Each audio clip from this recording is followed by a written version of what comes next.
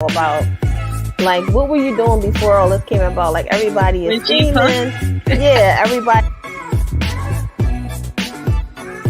You are learning our worth, and y'all are scared. So scared that the last thing y'all could do is put in law.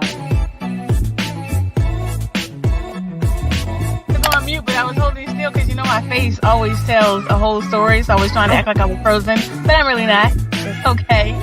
So yes.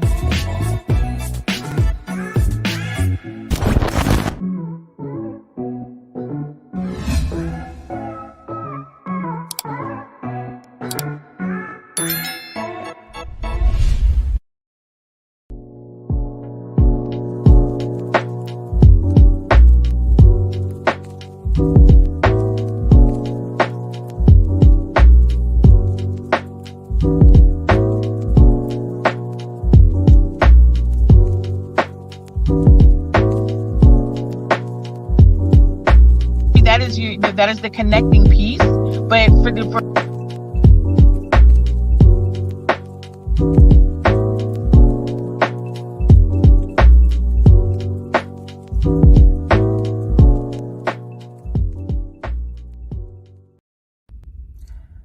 I'm speechless. And I know that's hard. You're like, Crystal, speechless? Yes, I am speechless. I sent out an email about becoming a brand ambassador for Go Beautiful, and the response has been overwhelming. So I am speechless. I want to thank everyone for responding. I will get to all of your emails as soon as I can. For those who did not receive an email, you can send your inquiry to info@gobeautiful.com, and in the subject line you will put brand ambassador. Becoming a brand ambassador for Go Beautiful means that you will receive a code, and by sharing this code, everyone that uses the code will save when they shop at gobeautiful.com. And the amazing part of that is that every time they use the code, you, the brand ambassador, will earn some money. It's just great all the way around. They save and you earn. But not only do you earn, you will get all the access to Go Beautiful events. You will get firsthand, you will be able to get products for free and new products. So if you are interested in becoming a brand ambassador for Go Beautiful, again, send your email to info@gobeautiful.com. And please do not leave me speechless anymore, because I don't think the kids can take it, Mama not speaking. Okay? I love you all. Hello, and welcome back to another episode of Besties Building Brands, the podcast with our new media company, Besties Media. So we'll be hosting several shows, several podcasts, just highlighting entrepreneurs and just talking about relevant topics that are going on around the world. So we have myself, Alter Ego. We have our wonderful hostess with the mostest co-host, Miss Crystal, the connector, the plug. She didn't put her name up here today, but she's the connector, she's the plug. And then we have our special guest, author Charise Marie. So welcome to the show. Hello. So excited to have you. Thanks for having me. No problem. So, we start the show with a little this or that game. So what we do is we'll ask you the questions. You just have to shout out the answer. The first thing that comes to mind. Okay. All right, ready? Yep. All right, Crystal, you playing? I'm going to play. But, okay. All right, I'm going to play. I got different questions this time. It's like, no, I don't. All right, ready? Go. iPhone, Android. Android. Netflix or Hulu? Netflix. Day or night? Night. Cat or dog? Neither. I'm allergic. To both? Yes. Wow. Coffee. I try to be allergic. I got both of them. Coffee or tea? Coffee. And would you rather be invisible or have super strength? Invisible. Trying to slide invisible. through. Right? Y'all just nosy. Y'all just trying to be nosy. Yes. All right. So again, it's a pleasure to have you on the show. We always let our guests introduce themselves. So just tell us a little bit about yourself and your business. I am author Charise Marie, And I wrote my first book in 2018. I never thought of being an author or writing books or anything because that's just not my thing. But as of last night, I sat down and counted. Right now, I have 22 books under my belt, and That's 21 of awesome. them I actually self-published within the last 3 to 4 months. So I Wow. am an author of children's books, journals, and 2 autobiographies of my own. Okay. And did That's you amazing. Thank I know you were saying like who would have thought that you would be here with you. 21 books. What Mhm. did you originally want to do, or what was your career path before you decided to be an author? My career path was to be a nurse. I always wanted to help people. But my career path went the other way, where I just started working in data management. Mhm. I started off with like data entry, and then I moved up in my job. I worked in the cancer field. So I Mhm. know, I've seen a lot go on in the cancer field because I worked the job downtown Philadelphia for about 12 years.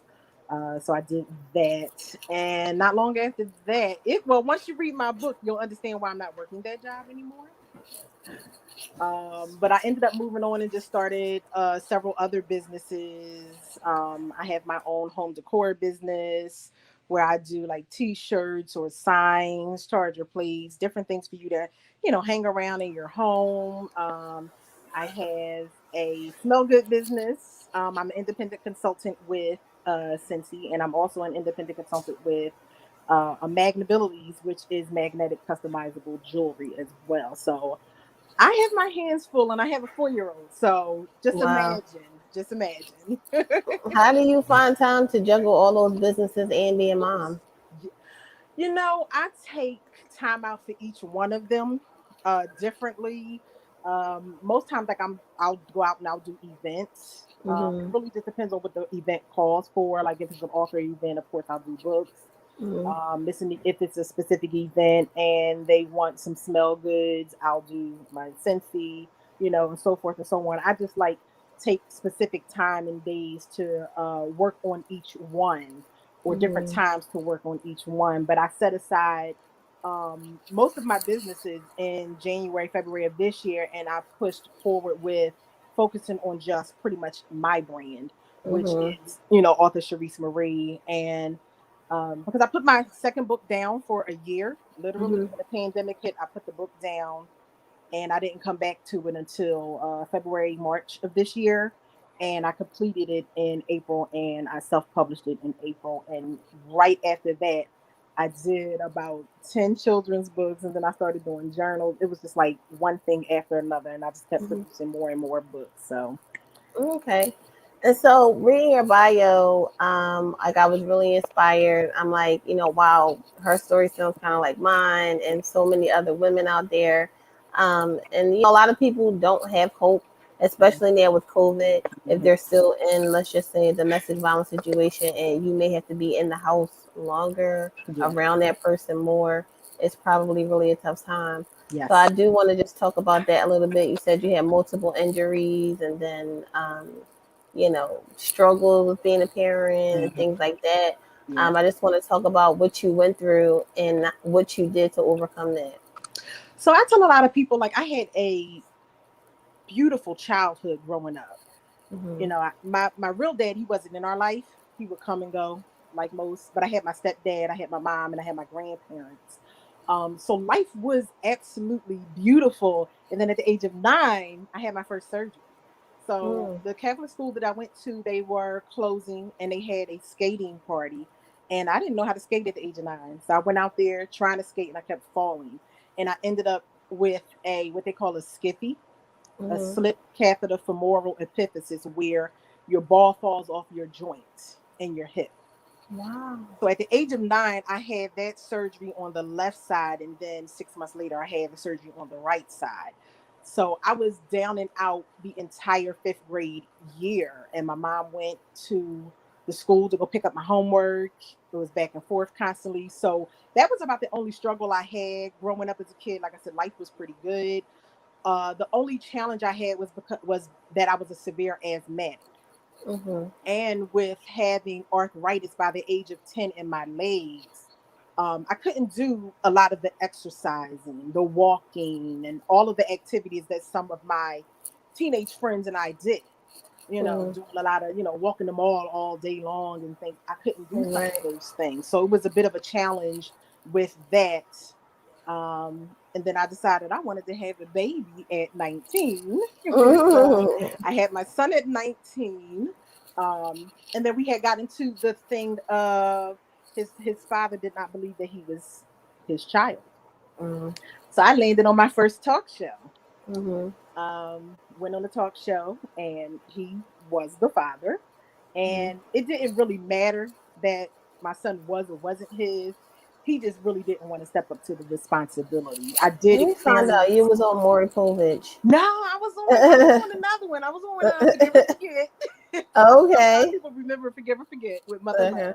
But yeah, I was I on remember that. Mother Love. Yes, yes. I was on there twice because she did an update on us.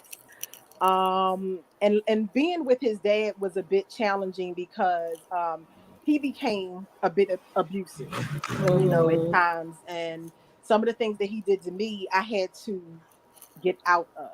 I had to just say, Mhm. you know what, this is not love. And I'm talking about we were teenagers. We were Mhm. 19 and 20. Like we were very, very young. So going through that domestic situation so young, you don't know, and you don't really have anybody that you can talk to or feel comfortable with talking to. Mhm. So a friend of mine was there. She seen it all happen at that time. And if it wasn't for her, it's no telling what, would have happened. But I dealt with that situation. And then from there on, it was just severe asthma attacks from there and constant in and out of the hospital, surgery behind surgery. So it has been one trying life. But I Mhm. tell a lot of people, which is the reason why I wrote my book, that no matter what you go through, if you get knocked down 10 times, get up 11. You get Mhm. knocked down 20 times, get up 20, get knocked down 20 times, get up 21. Because it's always going to be something. It's always going to be something, you know, but you just have to get up and just keep moving and just keep moving and just keep pushing through, basically. So, yeah. So your friend helped you out of that situation. Like, how did you find the strength though to, or I mean, do you have like a religion, or were you reading books? I know, like for me, when I was in, some of my darkest moments, I always had to do something, whether it be a book or watching, constantly feeding myself with positive energy, Mhm. to keep myself from falling into a deep depression. Like, what kind of things or resources did you use to help you manage? It was Just really a wake up call, and it was just like, this is not the situation that you need to be in. This is not mhm, how you were raised. Like my grandfather, he instilled an awful lot in us, his grandchildren. Never let anybody disrespect you, never let anyone take advantage of you and things of that nature. And when I told my grandfather was livid once everybody found out the things that was going on, in that relationship. And it was really sad when I wrote my book because my son didn't know. He mhm, didn't know. He was a baby at the time, so it wasn't something that, he would have known. When he read my book, he said, Mom, he said, I never knew these things. I said, yeah, but it wasn't for me as a parent to put that burden on you, for you mhm, to know what happened between your dad and I and mhm. everything. But it's like I said, if it wasn't for, just remembering the things that my grandfather said and my girlfriend, saying, hey, you got to get out of this before something goes to the left, you know, um, I just prayed for my strength to just leave, and I left, and I just left it alone completely. Left it alone. And you had mentioned in your bio that you struggle with parenthood, Hmm. um, and then you just mentioned asthma attacks. We actually had a show the other day talking to the youth, and Hmm. they were talking about their relationships with parents, and parents just don't understand, and so on and so forth. So, what kind of struggles did you go through with parenthood? Um, and like, are you better? Are you still experiencing the asthma attacks? Are you still sick, or are you just in a better place altogether? I'm still a severe asthmatic. That's never Mm-hmm. going to go away. Like they told my mom, of course, when I was a kid, oh, she'll grow out of it, and I grew and grew and grew, in size, plus size, and it still didn't happen. But so I'm still a severe asthmatic, but my asthma isn't as bad as it used to be when I was 17 and under, where I was in and out of the hospitals. Where I talk about in my book how I died on the table 2 times because of my asthma attacks and was revived as a very, very young baby.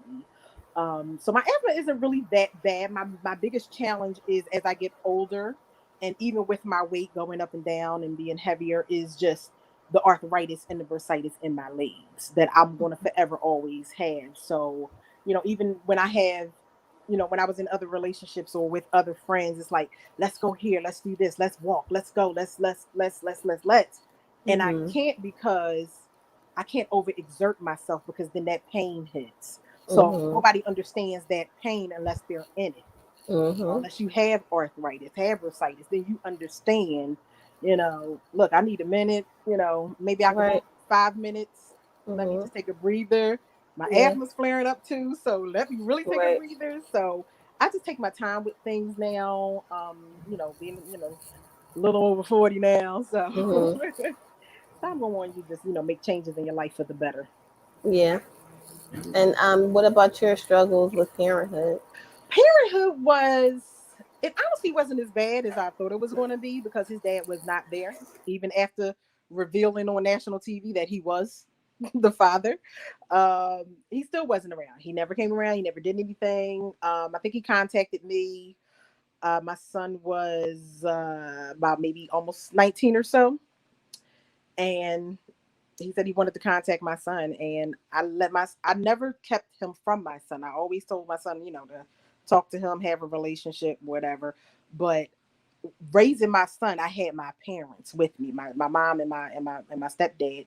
They were there the entire time, helping me with whatever I needed. And then I was in relationships with mates that was around at the time as well, that helped me to raise him. So single parenthood wasn't too bad. It was sad at times that he didn't have that male figure to go with him to play basketball or to play football and things, but he had my cousins and my uncles and other male relatives that would be around. That's a blessing, because a lot of people don't even have that, extension of a family to come in and step up and say, let's take care of the boys in our family. Yes. So that's enough of the sad stuff. You said you got some newfound love, and you got your books going.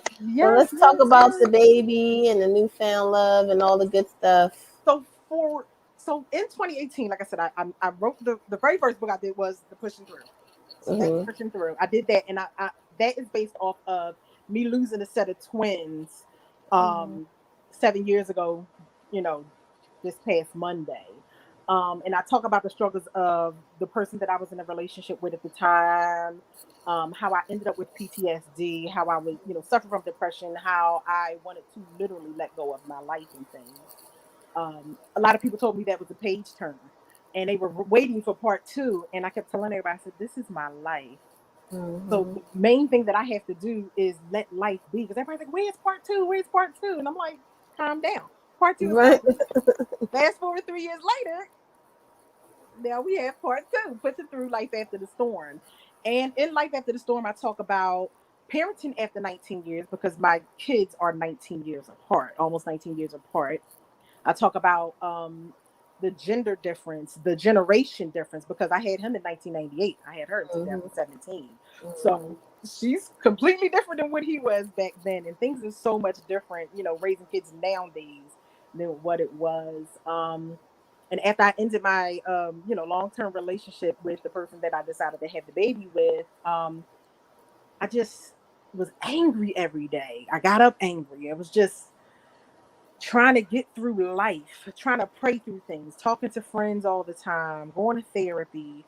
And finally, I said, okay, well, let me start dating. Let me get on some of these little dating sites, and let me just start, talking to people. Not really dating. Let's talk to people. So I got on the dating sites and I was talking to everybody. Right. So talking to so many people, I just like, okay, this is not for me. That's not for me. This is not for me. X, X, X. And I just moved on. And, my wife at the time, she sent me a message, and I'm like, okay, hold on. No. First of all, you Puerto Rican. And I only date blacks. Like I'm not, dating outside my race or anything. But she was different. She was very, very different. We talked all the time, all the time. We dated and talked, and 6 months after that, we got married. 6 months? Wow. 6 months, we got married. And you talk about some she Puerto Rican. She got you. So the line I used on her was, "I never dated a Puerto Rican before," and she said, "Neither have I." I said, Ooh. "Oh, okay, all right." So I found Aw. her sense of humor. Her sense of humor. Like every day talking to her, I woke up happy and smiling and things of that nature. And it was funny because when I, finally introduced her to my family, after I told everybody, "Hey, I'm getting married," and they like, "Wait a minute, wait." We didn't even know we Right. were dating. Right. And my son was like, "Mom, I've never seen you smile as much in the last 7 to 8, 10 years." He was like, "What is it with her?" And I explained. I said, she listens to me, she talks to me, she's a breath of fresh air. Everything is about me, is who I am. The things that I go through, have went through. She has gotten me through times, and I have gotten her through times. We have gotten each other through rough times in the beginning of our relationship. Like when I first got with her, she didn't have a job. She just got laid off. So she just was like, "Why you want to date me?" I said, "Well, it ain't got nothing to do with money or anything. So you ain't got nothing." But Right. she had unemployment. But it was just us having those long, long conversations. And I didn't even have my daughter around her when we were talking and dating. Like I had my daughter like shunned off to the side, or either my mom would watch my daughter and stuff. And I slowly brought my daughter in, probably 3 to 4 weeks after, not long after we were, finally talking and dating. And she took to my daughter and my daughter took to her, and they are the best of mommy daughter ever. Like she took my daughter in as hers, and that was the biggest thing for me. That was super important because I'm like, okay, I have a newborn. How is this dating thing going to work with the newborn? Like, who wants to date somebody with a newborn? Like, let's be, honest. So I was happy that she didn't look at me to be like, "Well, you got a baby or you got a newborn. I don't want to date you." It really didn't have anything to do with that. It was more so her getting to know me, who I was, who we were to each other. The biggest thing that stuck out with her was that she believed in God. And that was my main number one thing when I was, talking and dating other people, that they didn't believe. And everybody have their own beliefs. Don't get me wrong. Certain things just wasn't for me. Raising a child, I want her to be able to believe when it comes to the life, world, everything. I want you to be able to pray when something is going on. Thank God for this blessing or that blessing, and don't just always go to God for when you need something. So um she filled all of that in me. And like I said, 6 months after that, we got married. And we talk about, our little story of how things just went to the left when we were planning our wedding, but we made it through. And in about 3 weeks, we'll be celebrating our 3-year wedding anniversary. So we are very excited about that. Very excited about that. So I talk about that in the book. I talk about losing my dad, um, the stress and the struggle that was when I had to do everything because he had no biological children. How my mom put everything out on me to do. It was a really, really a hard time, but I made it through. So if Yeah. anybody need anybody to eulogize at the funeral, call me. Yeah. You made it through. Because You mom made put it that on through. me. I was like, whoa. I'm like, Yeah. what's your mom? Wait a minute. But yeah, I talk about that in the book. Family drama. And they All can get the book at author.charisemarie.com. Yes. That's Everything a, is on authorcharisemarie.com. Nearly all of my books are on Amazon, all except my journals and things. Everything is on Amazon. Yes.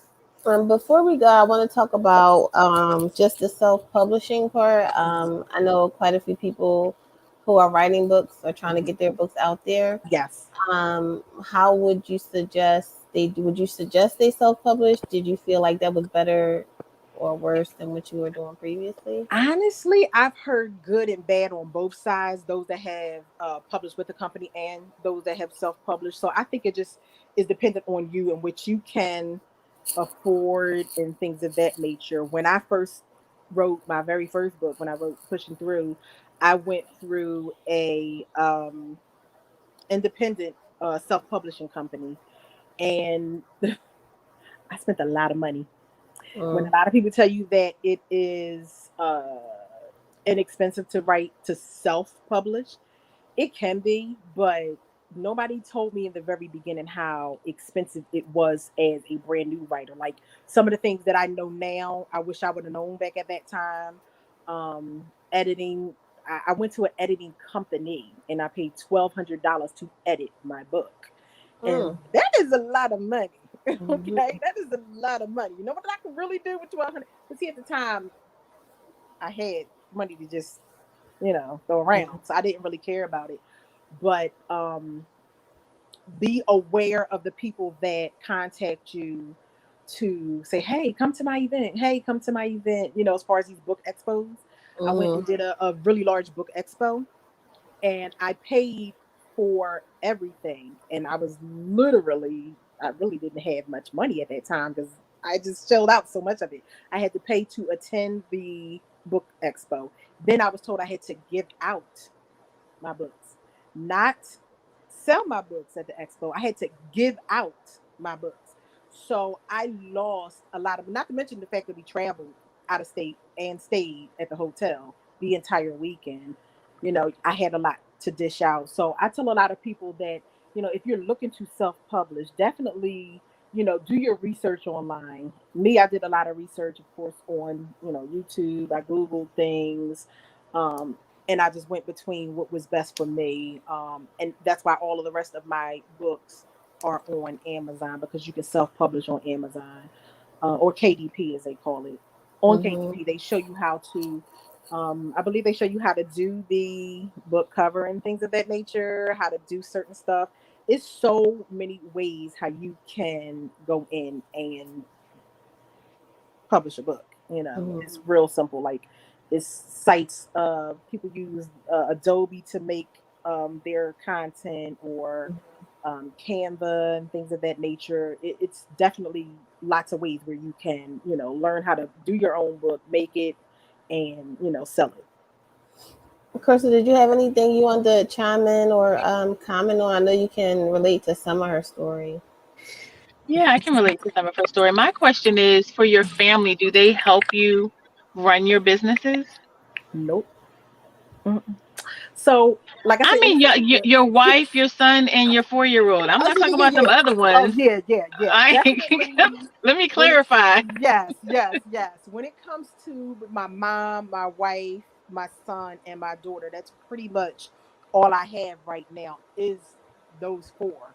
That's really it. My mom, she's disabled, but her and my son lives with her, and he helps her and everything. And they take my daughter when I need to go out and go do events. And my wife and I just moved to Delaware about a year ago, so we still travel back to PA to drop the baby off when I have events and things to do in PA or Delaware. So they are very, very, very, very helpful when it comes to, helping me with certain things that I need with as far as the baby. My mom, she's one of my big supporters. She's bought almost everything that I've ever sold. So she's very, very supportive. And my wife is like, baby, every time I turn around, you got something new going on, and I'm still on the first one, but I'm here for it, baby. So she gives her input, and she's just like, whatever you need, I'm here. Even like when I got to do interviews and things, she'll take the baby into another room so I can, do tasks and things of that nature, and stuff. So they are the four that's the most supportive, or yeah, the four that is most supportive in my family. Mm-hmm. You got to come to our pop-up shop. We still have tables available if you want to I come then. know. August the 7th. I got an event that day. Yep. Well, Yeah. just for the people that are listening, August the 7th, we have our pop-up shop. Yes. You can follow us on Besties Media and Networking. That's what we're called on Facebook. Mm-hmm. And you can find us, and you can find information about our event. Make sure you go to authorcharisemarie.com to pick up the book. Yeah. And yeah, make sure you shop Go Beautiful. We haven't done this in a while.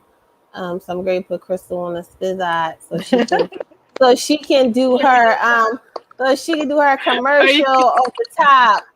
Are you going to do the commercial? I can do the commercial. I just thought it'd be better if but I could do the commercial.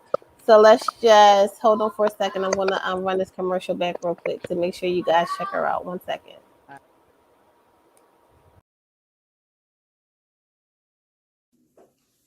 We've all heard it before. Black don't crack. But what it can do is look ashy and dull and just as horrible and wretched. But not with Go Beautiful. Shop today. GoBeautiful.com. That's Go Beautiful with 2 L's.com with luxurious vegan skincare. No sulfates, no parabens, no carcinogens, and eco-friendly. Get beautiful, honey. It's been months and I haven't been gaining anything from my business. Everything is so slow. I even took coaching classes, read different books, and nothing is happening. The question is, what do I do? Call this number. Hello? It's handled. Run over and check out our newest release, The Ultimate Business Planner by Besties in Business. Create content using our content calendar, write down aspirations, take inspiration from our featured chapters, and so much more.